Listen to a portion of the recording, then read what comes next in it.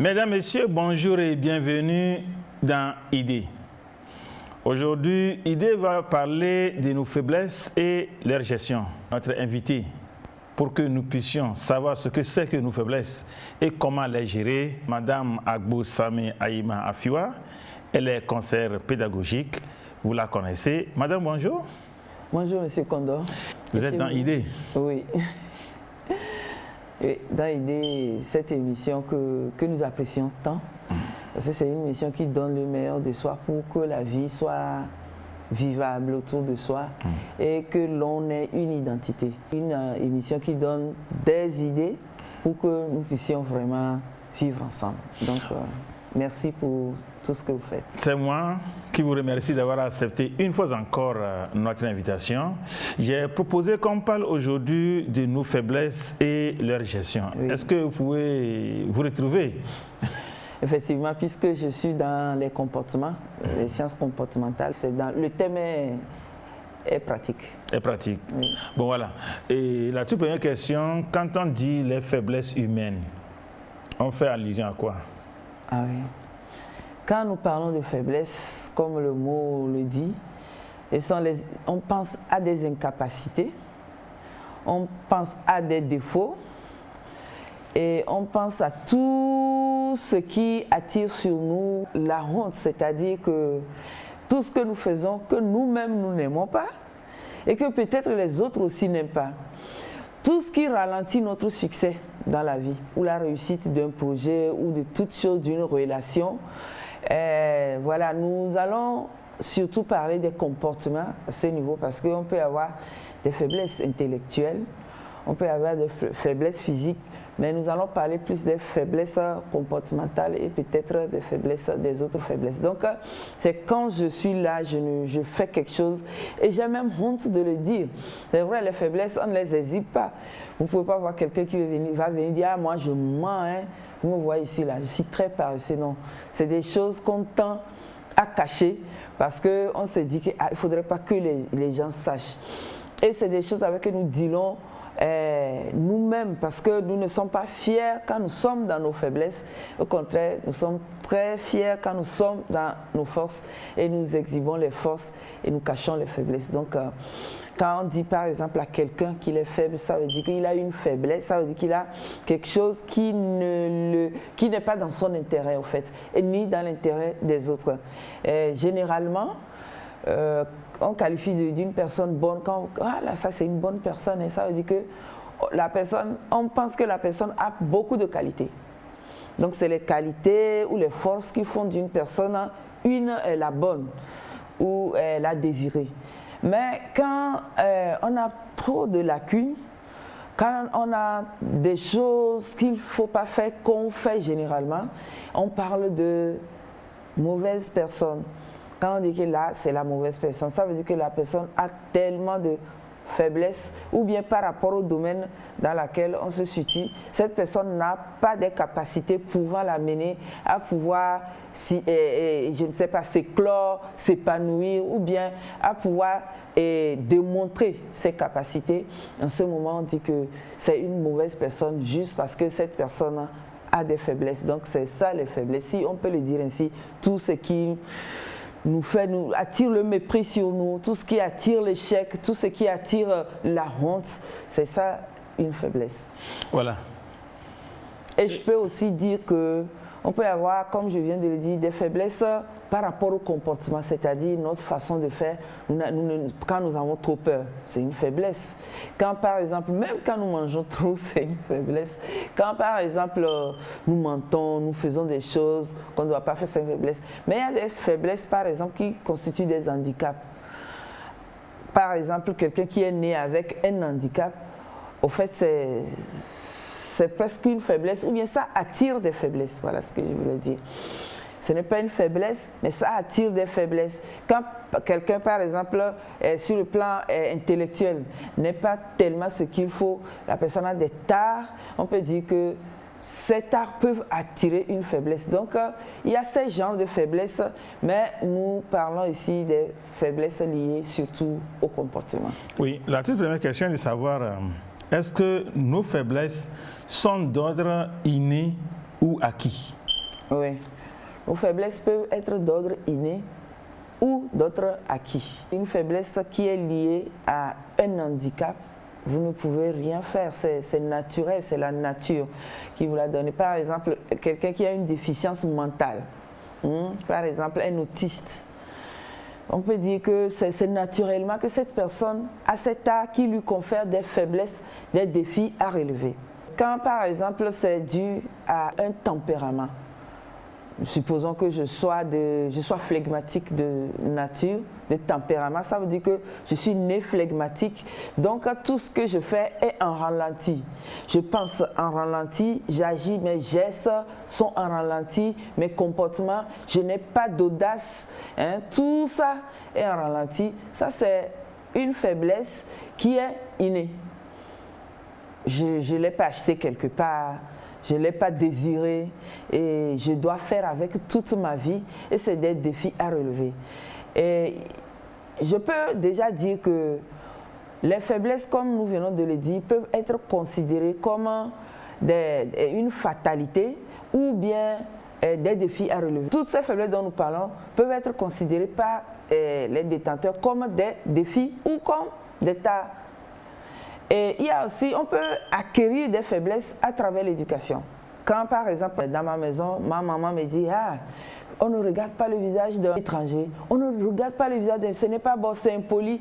Et moi j'ai ça comme éducation, voilà j'ai grandi, je suis à l'université, maintenant je dois peut-être faire des exposés et c'est là où j'ai la tête baissée parce que mon éducation m'a conféré cette attitude, c'est-à-dire devant les gens, il faut toujours baisser la tête. Donc ça, c'est une faiblesse, mais je l'ai acquise. Ce n'est pas inné, c'est mes parents qui m'ont amené ce genre de choses. La faiblesse peut être acquise et elle peut être aussi innée. Et ce sont là aussi, en même temps, les sources de ces faiblesses. C'est-à-dire que je peux être faible à cause de mon tempérament, qui est lié à mes capacités, c'est-à-dire qu'il y a des choses que je n'ai pas. Les colériques, comme on l'avait dit, n'ont pas cette façon d'aimer de façon innée. Ça agit sur leurs relations et ça c'est inné et c'est un défi à relever. Je peux par exemple rester là-dedans à l'état pur et continuer par gâcher mes relations ici et là et je peux aussi les prendre comme défi et essayer d'agir en conséquence. Donc nous pouvons dire que ça peut être acquis comme inné. En français, quand on dit j'ai un faible devant telle dame, j'ai un faible devant telle demoiselle, qu'est-ce que cela veut dire? Ça veut dire que je suis tombée sous son charme. C'est-à-dire que je deviens impuissante devant la personne. Quand je suis avec elle, je suis obligée de la regarder. Tout ce qu'elle me demande, je le fais. Cette personne a une emprise sur ma nature. Quand on dit j'ai un faible devant les belles voitures, ça veut dire quand je vois des belles voitures, je ne peux pas m'empêcher d'apprécier. Il y a des gens qui ont des faibles pour certains portables. Par exemple, l'iPhone qui coûte 450 000. Quelqu'un peut prendre son salaire alors qu'il est peut-être il gagne 200 000, prendre son salaire et aller l'acheter parce qu'il a un faible. De faible en faible, on en vient aux faiblesses. Au début, c'est juste l'émotion, au début, c'est juste un sentiment et c'est une fois en passant. Mais quand on commence par avoir des faibles pour la chose, quelque chose, de comportement à comportement, on peut arriver à des habitudes et d'habitude en habitude, on arrive aux faiblesses et c'est là où ça devient compliqué à gérer. Puisque vous avez donné l'exemple des faiblesses innées, j'ai travaillé avec les personnes handicapées et dans leur manière de parler, ils disent à leurs camarades, à leurs confrères d'accepter leurs faiblesses. Qu'est-ce que ça veut dire? Tellement important. Vous savez, nous avons tous des faiblesses. Personne ne peut se lever pour dire que je n'ai pas de faiblesse. Cette personne se trompe et veut tromper les autres. Et on se moquera de cette personne parce que en chacun, nous avons des défauts et des qualités. Les qualités, nous les aimons. Les forces, nous les aimons parce que ces forces nous permettent d'aller loin, nous propulsent vers le succès. Et nous en sommes tellement à l'aise quand nous sommes dans nos forces, quand nous devons par exemple faire quelque chose que nous maîtrisons, quand nous savons que nous allons réussir, nous sommes dans nos forces. Maintenant, Parce que les faiblesses attirent sur nous la honte, l'humiliation, nous avons tendance à les nier. Il y a des gens qui sont souvent, des fois dans le déni de leurs faiblesses. Ils sont là, ils ont des faiblesses, mais ils se disent qu'ils n'en ont pas. Vous leur dites, vous essayez de leur dire cela et de leur montrer que cet état est une faiblesse, mais qu'est-ce qu'ils font? Ils trouvent des justifications. Ils se disent non, ce n'est pas ça. Quand par exemple vous voyez un homme qui va de femme en femme, vous lui dites ce n'est pas bien, ça ne vous arrange pas, ça n'arrange pas votre foyer. Il vous dira c'est parce que ma femme elle n'est pas celle-là que je voudrais que je le fasse. Toujours en train de se justifier. Et quand vous vous justifiez, au fait vous vous dites que ce n'est pas un défaut. Vous dites que ce n'est pas une faiblesse et vous allez vous enliser là-dedans. Le mieux, quand on est en face d'une faiblesse, de quelque chose que nous faisons et nous savons pertinemment que ce n'est pas bon et que nous cachons, le mieux c'est plutôt l'accepter. Et d'ailleurs c'est la première étape pour pouvoir transcender cette faiblesse.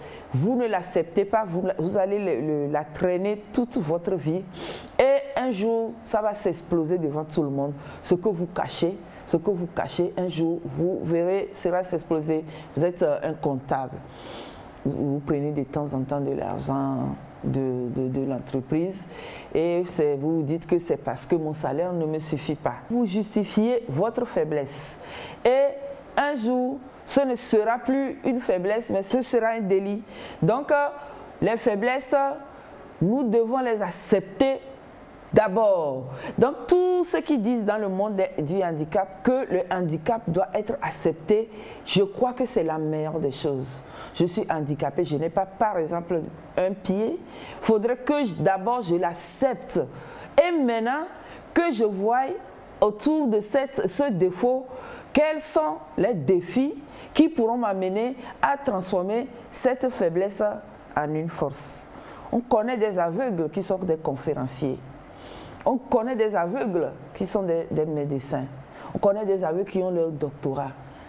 Ils ne voient pas, mais ils ont d'abord accepté le handicap et ils ont essayé de trouver des solutions aux faiblesses liées à cet handicap.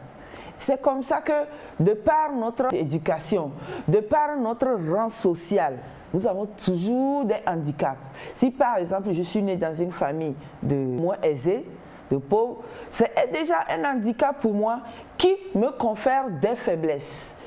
Parce que je n'ai pas tellement cette capacité pour faire certaines choses parce que je suis limitée. Il faut dire que les défauts nous limitent. Et ça, son rôle, c'est-à-dire que une faiblesse que vous avez vous limite et vous devez accepter cette faiblesse pour accepter votre limite. Voilà. Donc, accepter son handicap, c'est la meilleure des choses à faire, c'est une sagesse d'abord. C'est pourquoi, quand vous ne connaissez pas votre faiblesse, c'est un danger pour vous parce que vous ne connaissez pas votre limite. Vous allez mettre les pieds là où il ne faut pas mettre et vous attirer la honte, revenir avec la honte. Mais quand je connais mes limites, je protège d'abord ma personne et j'essaie de faire de mes limites mes défis. Comment connaître ses faiblesses? Oui, comment faire pour connaître ses faiblesses? Supposons que je suis une femme ou un homme et généralement j'ai des problèmes quand j'amorce des relations. Que ce soit des relations amoureuses, que ce soit des relations professionnelles, que ce soit des relations familiales. Je constate que j'ai toujours des problèmes. Et là déjà, je dois savoir que c'est une faiblesse que j'ai. C'est une faiblesse. Parce que ça se répète et ça m'apporte de l'échec. Au fait, tout ce qui m'apporte de l'échec, tout ce qui m'apporte du déshonneur, tout ce qui m'apporte du mépris doit m'interpeller. Tout ce qui m'apporte de l'incapacité. Par exemple, je suis quelque part et je constate que tout le monde sait faire quelque chose et moi, chaque fois quand je veux le faire, je suis butée à une incapacité. Et là, je me dis, ça, c'est une faiblesse. Quand autour de moi, j'entends les gens me dire, toi, tu n'es pas loyal. Tout le monde le dit, tu n'es pas loyal, tu n'es pas loyal. Déjà, entendre 3 personnes le dire, cela sous-entend que je manifeste un comportement qui amène ceux qui sont autour de moi à le dire.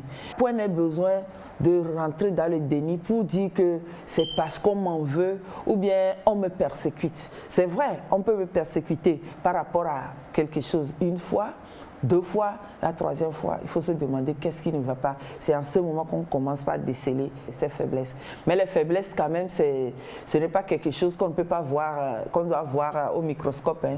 C'est à l'œil nu qu'on reconnaît ces faiblesses. Nous-mêmes, nous reconnaissons nos faiblesses. C'est pourquoi déjà, on nous dit, sois honnête avec toi, décèle toi-même tes faiblesses avant que les autres ne les décèlent. Parce que quand les autres vont déceler les faiblesses, cela sous-entend que c'est déjà la honte qui commence par s'annoncer sur notre vie. Voilà. Laisser les autres constater nos faiblesses, c'est leur donner l'opportunité de nous critiquer, de nous juger, de se moquer de nous blâmer. Et des fois, quand on nous blâme beaucoup, ce n'est pas trop la faute de ces gens qui nous blâment, ce sont les faiblesses qui les amènent à le faire. Donc déceler ces faiblesses, c'est d'abord reconnaître, puisque nous-mêmes, nous connaissons le moral, c'est ça, ce qui est bien, ce qui n'est pas bien. Notre conscience est là, et notre conscience, c'est ce rôle qu'il joue. Il nous dit, ça tu as bien fait, ça tu ne devais pas le faire. Donc quand notre conscience nous parle et que nous acceptons ce que notre conscience nous dit, c'est une façon de déceler ces faiblesses. Et maintenant, à part ce que moi-même j'ai comme information, je peux vérifier toutes les informations que j'ai à travers ce que les gens disent de moi et déceler ces informations que je n'ai pas par rapport à mes faiblesses à travers les comportements. Vous êtes recruté quelque part et vous constatez qu'on commence par vous donner des instructions, par vous reprocher quelque chose. Par exemple, madame, relisez votre production avant de me les amener. Ça, c'est votre supérieur. Il le dit souvent, ça veut dire que vous avez l'habitude d'avoir des coquilles dans votre production. Ça, c'est une faiblesse qu'on est en train de vous déceler de façon un peu mitigée. À vous maintenant de vous dire, attention, ma faiblesse, c'est que peut-être je ne lis pas ce que je produis, ou bien j'ai des faiblesses en grammaire et je commence par trouver des solutions par rapport à ça. Quels sont les domaines dans lesquels on peut aussi avoir des faiblesses et pouvoir les corriger? Dans tous les domaines.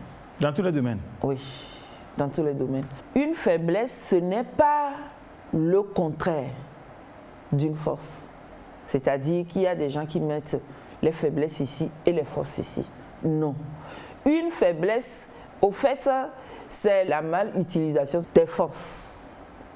C'est-à-dire, nous naissons tous avec des capacités et des forces. Dieu nous donne des capacités et des forces. Par exemple, je peux naître avec cette façon de vouloir aimer travailler. Je nais avec ça et je grandis avec. Je travaille bien à l'école, souvent ces gens-là travaillent bien à l'école, j'ai des bonnes notes. Et puis je suis maintenant dans le professionnel. Maintenant, quitte à moi de pouvoir gérer le professionnel. Si je m'y mets à fond et que je suis dans l'excès, finalement, cette capacité à bien travailler devient une faiblesse. Si je ne sais pas que je dois me reposer, je me décarcasse et vive les maladies à long terme. Si je ne sais pas gérer cette force qui est en moi, qui consiste, cette énergie qui consiste à donner le meilleur de soi, je vais avoir des problèmes à la maison. Je serai peut-être un mari qui va voir défiler les femmes. Il y aura peut-être de l'argent, mais la femme vient me dit, mais ce n'est pas l'argent que j'ai épousé, c'est toi, la femme part. Une autre vient, on pense que c'est l'autre qui n'est pas bien, et finalement on va de femme à femme. Et c'est idem pour les femmes aussi.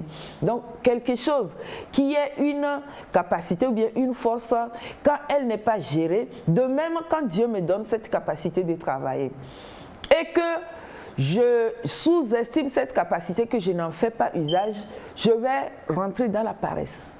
Donc la paresse, c'est le non-usage de mon énergie que Dieu m'a donnée. L'énergie est là à la base. Maintenant, l'excès de travail, c'est la surestimation de cette capacité que Dieu m'a donnée. Et ce que l'on doit savoir, c'est que toute faiblesse provient de l'usage abusive ou bien non-usage d'une force, d'un comportement positif. Donc la faiblesse elle-même n'est pas là en soi. Donc quand j'ai par exemple une faiblesse, je crois que ce qu'il faut faire, c'est de voir à travers cette faiblesse, cette force qui est cachée ou que j'ai mal utilisée. Tellement important. La gentillesse, c'est une force. Mais quand j'en fais trop, ça rentre dans un défaut. Quand par exemple je deviens trop gentil, je me fais du mal parce que les gens vont abuser de moi et je ne serai pas trop aussi utile aux autres parce que normalement quand même il doit y avoir une limite à la gentillesse pour pouvoir amener ceux-là qui vont abuser de cette gentillesse à la raison. Et quand j'ai cette gentillesse et que je ne l'utilise pas, je peux rentrer par exemple dans la méchanceté. Voilà, c'est de même comme la générosité. Donc toute faiblesse est issue d'une force, d'une qualité. Donc quand j'ai par exemple une faiblesse, quitte à moi d'essayer de voir quelle force, quelle qualité j'ai transformée en faiblesse. Oui, et la colère par exemple? La colère. La colère d'abord c'est des gens qui sont fermes de nature, qui s'enragent quand les choses ne vont pas. Des gens qui sont organisés. Quand vous voyez quelqu'un qui est là, qui ne sait que désordonner, lui, tout ce qui se passe ne le regarde pas. Mais quelqu'un qui aime le travail bien fait, quelqu'un qui est perfectionniste et qui se retrouve dans une ambiance où l'incompétence règne, cette personne ne sera qu'en colère. Vous comprenez? Donc quand par exemple je suis avec mon mari qui est souvent en colère, il se peut, je ne dis pas que ce serait ça, que ce soit peut-être mes faiblesses ou mes incompétences qui l'amènent à être en colère. Qu'il soit en colère, ce n'est pas encore grave. Même la Bible l'a dit, que lorsque vous êtes en colère, que le soleil ne se couche pas sur votre colère. Cela sous-entend que même Dieu est pour la colère. Il arrive même que Dieu soit en colère contre l'humanité. Il l'a fait plusieurs fois. Donc, être en colère n'est pas le souci. C'est juste issu de cette fermeté que vous avez et que vous voulez que les autres aient. C'est quand vous vous enragez, vous allez dans les crises, que ça devient une faiblesse. Imaginez que vous soyez, par exemple, de tous les jours en train d'être en colère. Ce n'est plus un comportement à accepter. Ça devient une maladie, une faiblesse. Mais quand vous avez cette colère et que vous l'utilisez à juste titre de façon équilibrée, autour de vous, vous serez quelqu'un qui mettra de l'ordre. C'est-à-dire quand vous verrez quelque chose qui ne va pas marcher, vous allez taper sur la table. Non, ça, ce n'est pas à faire. Et les gens vous diront merci et diront que quand j'étais avec cette personne, et grâce au fait qu'il soit ferme, moi aussi j'ai pu acquérir cette fermeté.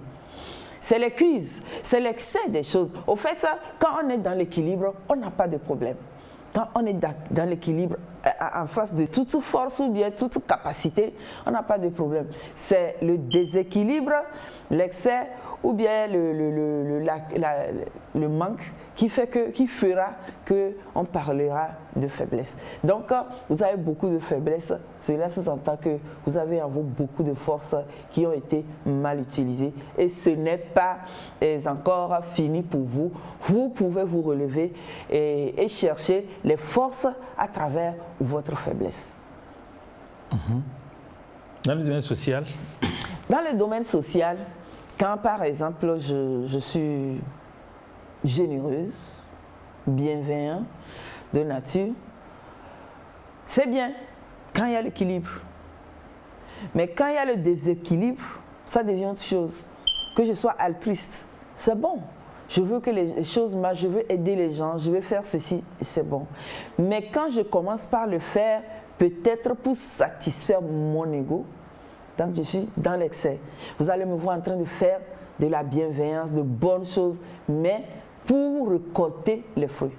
C'est là où on a vu des ONG ou bien des gens, des fondateurs d'ONG transformer des ONG en source de gains. Au début, c'est abus non lucratif. et à la fin ça devient lucratif. Là, la personne n'a pas été équilibrée. De cette générosité, de ce social, on est arrivé à la recherche des gains. C'est là où les gens prennent l'argent de l'État, les gens prennent l'argent de leur société, les gens surexploitent les autres et ont des problèmes. Supposons quelqu'un qui veut diriger un pays.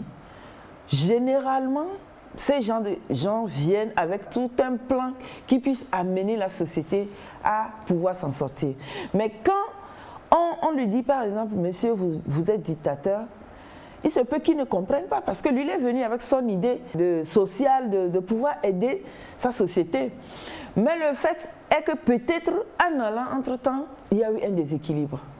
Cette capacité de vouloir faire le bien a changé de camp. Peut-être on a été dans l'excès et c'est là où on vous dira non, vous en faites trop et on vous donnera des noms qu'il ne faut pas.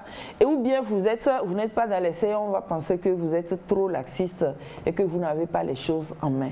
Donc, tout ce dont nous parlons, c'est l'équilibre dans les choses. Quand on est dans l'équilibre, on n'a pas de faiblesse généralement. Mais c'est quand on est dans les équilibres, dans l'excès ou bien dans le manque, c'est à ce moment où on peut avoir des faiblesses qu'on traînera. Vous êtes dans le domaine éducatif, oui. Vous êtes une conseillère pédagogique. Est-ce que dans ce domaine, il y a aussi des faiblesses qu'on peut noter au niveau des acteurs de l'éducation? Bien sûr, il y a plein de faiblesses. Nous allons commencer par les enseignants. Les enseignants, généralement, viennent avec toute la volonté possible. Parce que vous savez que tout le monde sait que c'est un métier qui n'est pas aussi aisé.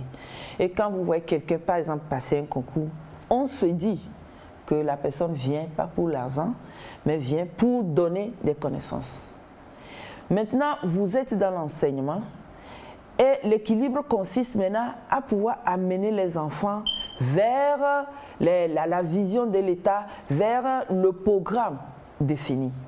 Mais si vous, au lieu d'être équilibré dans votre métier, vous commencez par vouloir rançonner, c'est un exemple, hein, chercher de l'argent plus que cela ne doit, mais vous ne pouvez plus être un enseignant.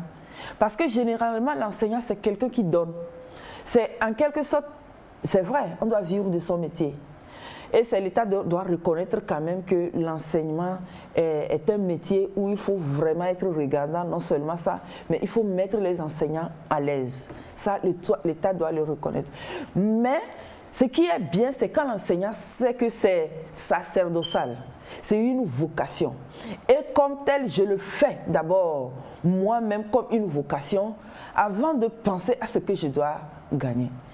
Et c'est ce qui fait que vous voyez des enseignants qui sont là, qui font quelques heures de classe et après vont à des répétitions, qui rassemblent les enfants, qui organisent. Et ça, c'est le surtravail parce qu'on vous dit travailler pendant 8 heures et à la rigueur, aider les faibles à des heures après les cours. C'est-à-dire que les faibles prennent 30 minutes pour faire et lire un enfant qui ne sait pas lire. Ça, c'est bon. C'est ça ce qu'on appelle la vocation. Vous voyez un enfant qui n'arrive pas à apprendre parce que peut-être n'a pas de lumière. Vous laissez 30 minutes. Après 17 heures, vous l'appelez, vous dites « apprends ton leçon avant de partir ». Et en ce moment, vous-même vous occupez à faire une fiche en passant et c'est bon. Mais quand je commence par le faire, dans la tête que je dois avoir plus d'argent, c'est là où je rentre dans des faiblesses. Le problème maintenant, c'est est-ce que c'est facile de gérer ces lacunes? Non. Parce que la faiblesse, elle n'est pas palpable. Elle n'est pas pratique. On ne peut pas voir ça. Par exemple, quand j'ai des tumeurs sur mon corps, je peux voir. Et la tumeur peut m'interpeller à chaque fois que je la vois. Mais ici, la faiblesse plutôt relève, si nous voulons parler de comportement, on ne parle pas de handicap physique ni intellectuel. La faiblesse relève plutôt des émotions de l'âme et de l'esprit. Voilà. Maintenant, est-ce que vraiment on peut passer facilement de la faiblesse à la force? Oui, quand on est déterminé, quand on a toute la bonne volonté, c'est possible. Ce qui importe dans cette histoire, surtout quand on parle de faiblesse, c'est la conscience et la bonne volonté. D'abord, la conscience, c'est-à-dire prendre conscience de ce que j'ai cette faiblesse, si je suis mariée, par exemple, et que je ne sais pas me maîtriser. Je n'ai pas la maîtrise de soi par rapport à mes émotions. Hein, chaque fois, je suis là, c'est les querelles, je m'enrage, je m'en prends à l'autre. Et que je justifie cela, je ne suis pas consciente. Ça s'appelle de l'inconscience. Donc, plus nous sommes dans l'inconscience, plus les faiblesses ont leur place. Ils viennent et ils appellent l'autre parce qu'une faiblesse peut apporter une autre faiblesse. Quand par exemple, j'ai une faiblesse qui consiste à beaucoup parler, une autre faiblesse peut venir s'accrocher à cette faiblesse qui va consister à être je mens et je divulgue les secrets. Donc, une faiblesse non gérée apporte une autre faiblesse, surtout lorsque on a envie de cacher la chose. Mais quand on a envie de révéler, on peut parler du travail. Supposons que je suis là, je sais qu'en informatique, je ne suis pas la bonne personne. J'ai cette faiblesse. Ce n'est pas une faiblesse au prime abord. Maintenant, on me demande de prendre une poste qui a besoin de connaissances en informatique. C'est ça, c'est une faiblesse. Ça devient une faiblesse par rapport à mon poste. Sans ce poste, ce n'était pas une faiblesse. Mais par rapport à mon poste, une faiblesse se crée. Maintenant, j'ai des solutions. Ou soit, je dis, je ne peux pas, et je laisse quelqu'un qui puisse le faire. Et là, je suis dans mon coin. Mais je peux aller au-delà de mes limites en disant, je ne connais pas l'informatique, mais je vais m'outiller pour avoir ce poste. Et je m'y mets pour le faire. Là, je suis consciente de mes faiblesses. Mais voilà, je n'ai pas cette compétence, mais comme c'est un poste qui va augmenter mon salaire, je m'y mets. Et je dis oui, je prends le poste. Je vais là-bas, je ne cherche même pas à être aidé, je ne cherche pas à m'outiller et vivre les dégâts. Et c'est là où cette faiblesse va apporter une honte, une incapacité. On dira, lorsqu'on vous évaluera, il n'a pas le profil. Et c'est plutôt plus honteux que au début d'être conscient de qui je suis et de prendre les mesures idoines. Donc vous comprenez que les faiblesses sont comme quand vous prenez un petit serpent et que vous le couvez. Un jour, tôt ou tard, il deviendra un grand serpent. C'est comme ça que les faiblesses deviennent des défauts et deviennent des fois même des maladies incurables. Donc, on peut juste parler de la boisson. Boire, prendre de la boisson, prendre un peu de vin, pour les Français, c'est dans leur coutume. Ce n'est pas une faiblesse. Mais quand je suis dans l'excès de la prise de la boisson, c'est l'excès là qui deviendra peut-être, qui fera que je deviendrai alcoolique un jour. Et peut-être de l'alcoolisme, on ira à des problèmes de foie, on ira à des cirrhoses. Et vous voyez que le petit défaut, le petit excès là, vous voyez que ça peut nous amener loin. Une faiblesse, je ne sais pas dire non. Je dis toujours oui parce que je suis gentil, parce que je suis serviable, parce que je n'aime pas contrarier l'autre. Voilà cette faiblesse que j'ai. Au début, ce n'est pas une faiblesse qu'une personne soit serviable. Ce n'est pas une faiblesse. Disponible, ce n'est pas une faiblesse. Mais que cette personne ne sache pas gérer cette disponibilité peut créer un problème. Le problème, c'est que la personne peut être abusée. Et quand c'est peut-être par rapport, par exemple, au sexe, vous voyez ce que ça peut donner. On peut devenir, par exemple, je ne sais pas, sans le savoir, prostituée, sans l'être. C'est-à-dire qu'on n'est pas dans des maisons de prostitution, mais on peut se voir là-bas, petit à petit. Et un jour, on est marié, on découvre qu'on est une femme infidèle et c'est le poteau rose. Donc, pour dire qui se fait voir, pour dire que une petite faiblesse doit être gérée à la base. Une petite faiblesse doit être gérée à la base. Et quand vous gérez une faiblesse et vous la transformez en force, je vous dis, cette force peut vous amener loin, plus loin que vous ne pensez, peut vous donner des capacités. Ce n'est pas facile de gérer les faiblesses. Quand je le dis, quand j'en parle, moi-même, je ne suis pas autant aisée par rapport à la gestion des faiblesses. Mais qu'est-ce que je fais? C'est que je les prends pour des défis. Voilà, chaque fois, je les prends pour des défis. Vous savez que toutes les fois, nous sommes devant des situations où il faut faire quelque chose. Et des fois, on constate nos incapacités devant des situations. Vous êtes marié, et c'est après vous êtes marié que vous allez constater que vous faites ça, vous êtes querelleur.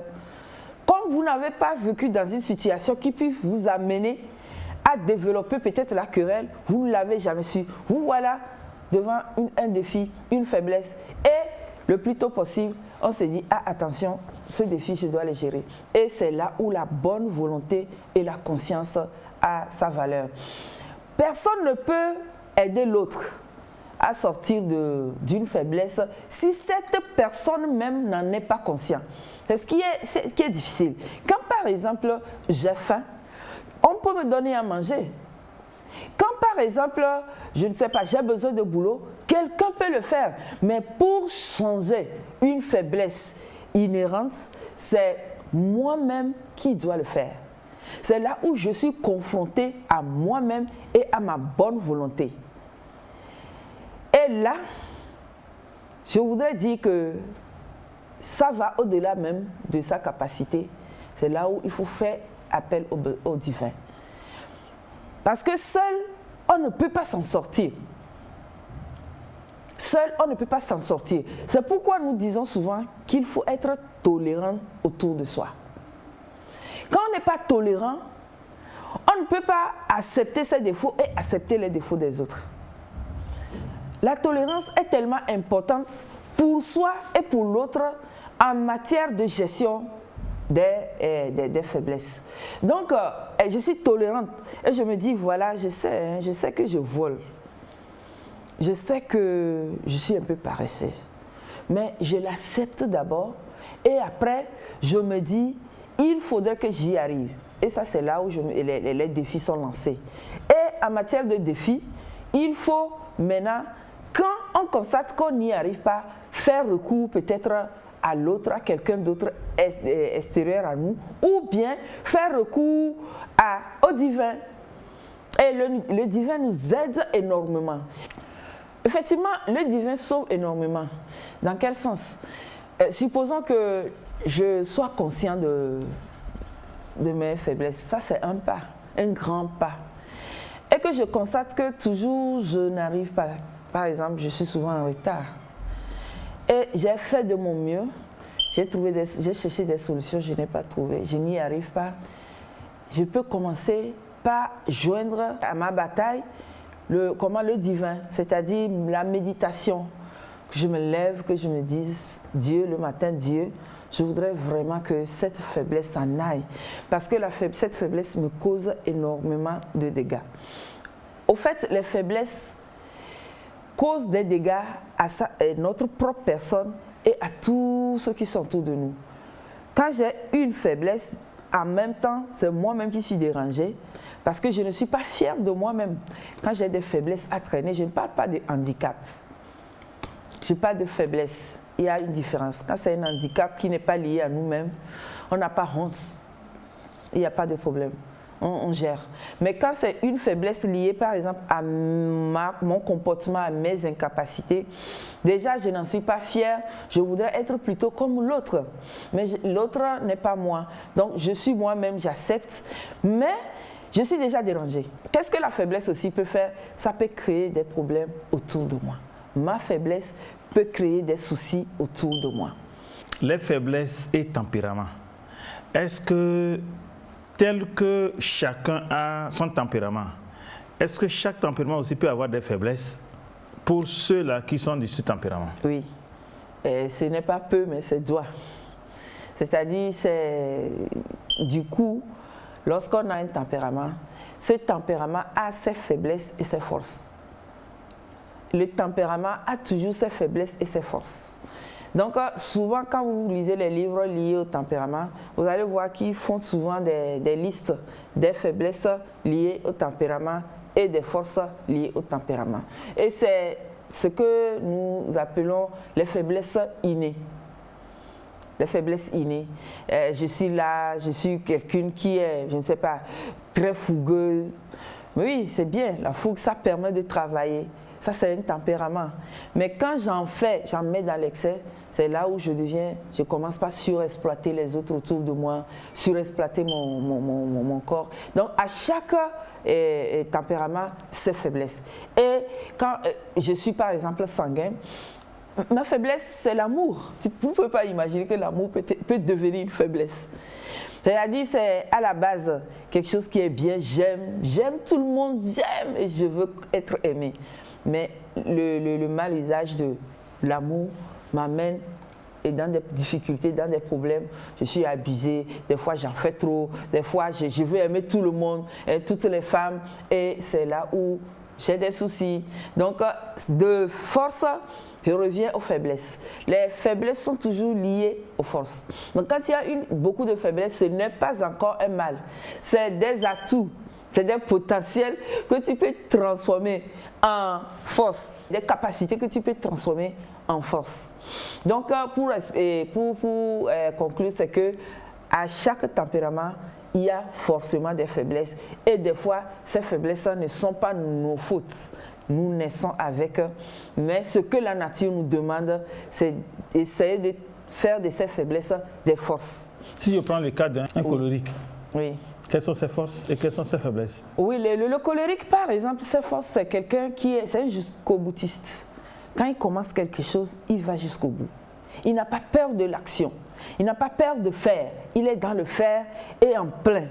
Donc, vous êtes colérique, sachez que vous avez tellement d'énergie que tout ce que vous décidez de faire, vous êtes capable de le faire parce que Dieu vous a donné l'intelligence pour ça. Voilà une force. Être jusqu'au boutiste. Maintenant, de cette force peuvent découler beaucoup de faiblesses. Parce que je suis jusqu'au boutiste, quand quelqu'un me fait quelque chose que je dois me venger, on m'arrête difficilement. Je dois aller jusqu'à la vengeance parce que je suis jusqu'au boutiste. Alors que, parce que je suis jusqu'au boutiste, je peux être quelqu'un qui pourra être un entrepreneur, un bon entrepreneur qui aura réussi parce que je vais au bout.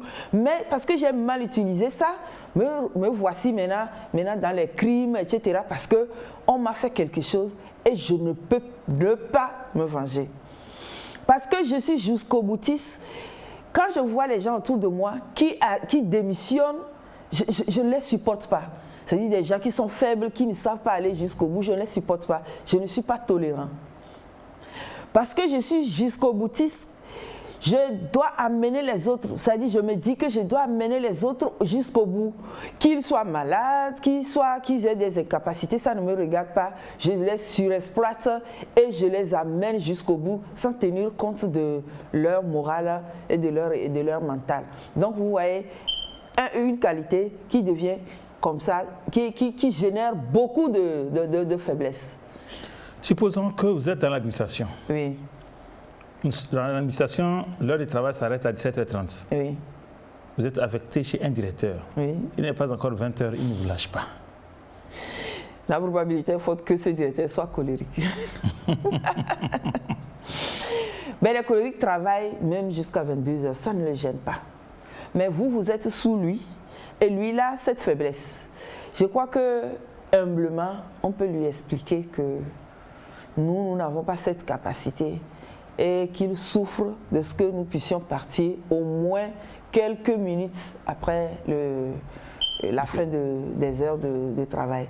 Et c'est là où, quand vous êtes en face des faiblesses des gens, ne subissez pas ou ne subissons pas, faisons tout pour pouvoir avoir aussi notre identité. Avoir une identité, pouvoir dire ce qu'on pense, c'est aussi une force qui peut aussi se transformer en faiblesse, bien sûr. Voilà. Maintenant, dans la gestion des forces, comment gérer les faiblesses des autres? C'est compliqué. C'est compliqué, d'autant plus qu'on vient de dire que les faiblesses, c'est-à-dire c'est difficile d'apporter sa pierre à l'édifice de quelqu'un qui a une faiblesse, c'est-à-dire quelqu'un qui a une faiblesse et qui veut changer. Mais c'est possible quand la personne vous donne la latitude, l'opportunité. On dit généralement chez nous que c'est toi-même qui dois amener ta tête chez le coiffeur avant qu'il te coiffe. Donc quand la personne amène sa tête, on se dit gloire à Dieu. Et c'est là où on peut agir.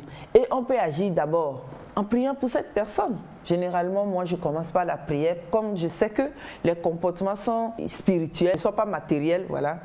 Donc, je commence par le spirituel. Je prie pour cette personne. Je dis, aide-le parce que ça fait souffrir. Vous voyez quelqu'un avec un défaut. Les voleurs, ils ne sont pas fiers de leur vol. Les menteurs, ils ne sont pas fiers de leur mensonge. Et ceux qui font du commérage, ils ne sont pas fiers. Donc, je dis, Seigneur, aide-le à être conscient. Et après, je peux aborder cette personne et lui dire qu'au fait, ce que tu fais là, c'est une faiblesse. Peut-être toi, tu le prends pour une force, mais ce n'est pas une force, c'est plutôt une faiblesse parce que ça te fait du mal et ça fait du mal autour des autres. Et s'il consent toujours que je l'accompagne, c'est en ce moment où peut-être, entre-temps, je vais causer avec lui pour voir l'essence de ce mal.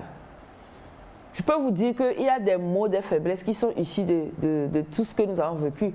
Il y a par exemple des maris qui n'aiment pas dépenser l'argent parce qu'ils en ont tellement souffert dans leur enfance que quand ils voient de l'argent, ils se disent que mon enfant que je vais mettre au monde ne va pas souffrir de cet argent. Donc ils préfèrent garder l'argent pour le bébé là ou bien l'enfant, pour que l'enfant ne souffre pas comme vous. Et là, vous allez vous dire que c'est un avare.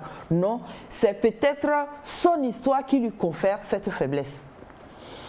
C'est comme ça que vous allez voir, je ne sais pas, parce que j'ai eu une maman un peu colérique, une maman qui crie, ou bien une maman qui n'est pas ordonnée, ça aussi, qui met du désordre dans la cuisine. Je peux grandir avec ça et devenir désordonnée dans ma cuisine aussi. C'est une faiblesse que j'ai traînée depuis mon enfance. Donc quand, par exemple, en parlant ensemble, nous allons vers la source de ce mal, cette faiblesse, on peut facilement résoudre ça. Cette personne peut se dire, ah, j'ai compris. J'ai compris, ah, c'est pourquoi je fais ça. C'est pourquoi il est important de se connaître en matière de la gestion de faiblesse. Si tu ne te connais pas, si tu ne connais pas ton tempérament, si tu ne sais pas pourquoi tu fais certaines choses, tu vas toujours croire que tu fais bien. Il y a des employés qui, chaque fois, veulent que les choses soient réglo, alors que ce n'est pas autant facile pour les autres. Donc le fait que moi-même, je veille que les choses soient réglo, ce n'est pas au fait ça une qualité que je dois imposer à tout le monde. Là où la tolérance vient. Ce n'est pas quand j'ai par exemple moi mes valeurs, je ne les impose pas forcément aux autres. D'abord, le fait que je dise que cette personne a une faiblesse, je dois m'assurer que c'est vraiment une faiblesse. Est-ce que ce n'est pas une faiblesse ou bien c'est plutôt moi qui pense que les choses doivent être faites comme ceci? Vous pouvez avoir une domestique par exemple qui est un peu lente de nature et vous pensez qu'elle est paresseuse. Est-ce que c'est vraiment de la paresse? Ce n'est pas de la paresse forcément. C'est peut-être sa nature flegmatique qui l'amène à être comme ça. Le mieux, c'est d'attendre pour voir si ce que vous lui avez dit de faire, elle est arrivée à le faire. C'est ça. Ça, quand par exemple je lui dis de laver les assiettes et que je constate que d'abord, au début, elle commence par laver doucement, je peux ne pas forcément intervenir en même temps. Attendre pour voir si elle va bien laver l'assiette. Et c'est quand je vais constater que elle a bien lavé l'assiette. C'est seulement, donc c'est là où je peux situer la faiblesse. La faiblesse, c'est le fait qu'elle soit lente. Mais je peux, par exemple, si je me lève en même temps et que je commence par donner mon avis, vouloir donner mon avis, je peux me tromper sur les faiblesses des autres. Et dire que non, tu ne sais pas laver les assiettes. Non, ce n'est pas qu'elle ne sait pas laver les assiettes, mais c'est qu'elle ne le fait pas vite. Et c'est là où je vais agir sur le vrai problème. Donc quand je veux aider quelqu'un qui a une faiblesse, moi je pense que la première des choses, c'est de jauger cette faiblesse. Est-ce que c'est vraiment une faiblesse ou bien c'est moi qui suis dans l'essai de ma façon de voir les choses? Si ce n'est pas moi qui suis susceptible. Et s'il arrive que je vois cette personne le faire jusqu'au bout, je lui donne l'opportunité de s'exercer. C'est en ce moment où je peux découvrir à quel niveau cette faiblesse se situe. Ça peut se situer déjà au début de l'action de la personne. Ça peut se situer au milieu ou bien à la fin. Et c'est là où je peux commencer par agir, sinon je risque de me tromper. S'il y a des gens qui ont des jugements très intuitifs, ils voient une personne, oh, toi tu ne sais pas faire ceci, toi tu ne sais pas t'habiller, tu ne sais pas si le jour-là, la personne s'est mal réveillée et qu'elle s'est habillée comme ça. Et à première vue, vous commencez déjà par lui imputer des faiblesses. Et ça gâte les relations. Par exemple, les relations amoureuses, vous avez un homme devant vous, une femme devant vous, et vous voulez faire la vie avec cette personne, vous devez continuer, vous voulez l'épouser, vous voulez faire votre vie avec cette personne. Vous devez prendre beaucoup de temps avant de déceler ses faiblesses. Est-ce que le fait qu'elle ne sait pas s'habiller n'est pas dû au fait qu'elle n'a pas d'argent pour s'habiller? Ou dû au fait qu'elle ne connaît pas les bonnes boutiques? Vous n'allez pas en même temps commencer par penser cette femme, elle ne sait pas s'habiller, non. Et c'est des jugements que nous faisons et qui gâtent les relations que nous avons avec les gens. Des fois, certaines faiblesses cachent d'autres faiblesses qu'il faut découvrir. C'est là où je voulais en venir. Donc là, j'ai une personne, je l'observe.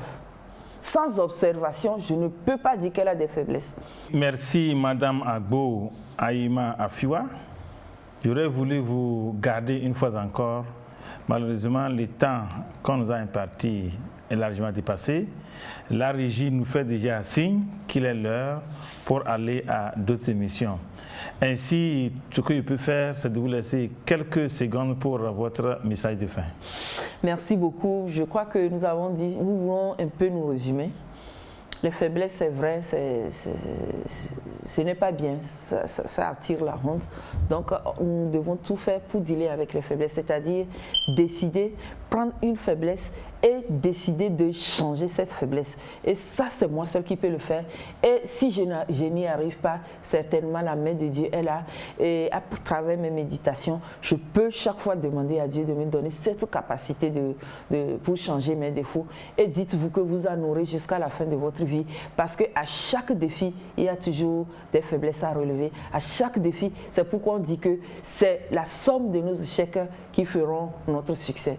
Et nos échecs, souvent, sont liés à nos faiblesses.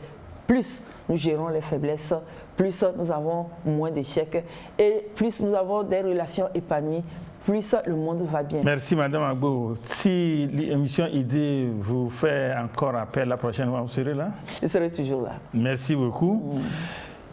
Merci chers téléspectateurs. Nous venons ainsi de mettre fin à notre émission de ce jour qui a pour titre Nos faiblesses et leur gestion. Lindalo Pacha, vous êtes le réalisateur du jour. Merci pour votre technicité, ainsi qu'à tous vos collaborateurs qui vous ont aidé à amener cette émission à nos téléspectateurs, qui ne ménagent aucun effort pour être toujours sur la TVT chaque semaine pour leur émission préférée Idée. Chers téléspectateurs, j'espère que nous allons nous retrouver la semaine prochaine, mais d'ici là, bye bye.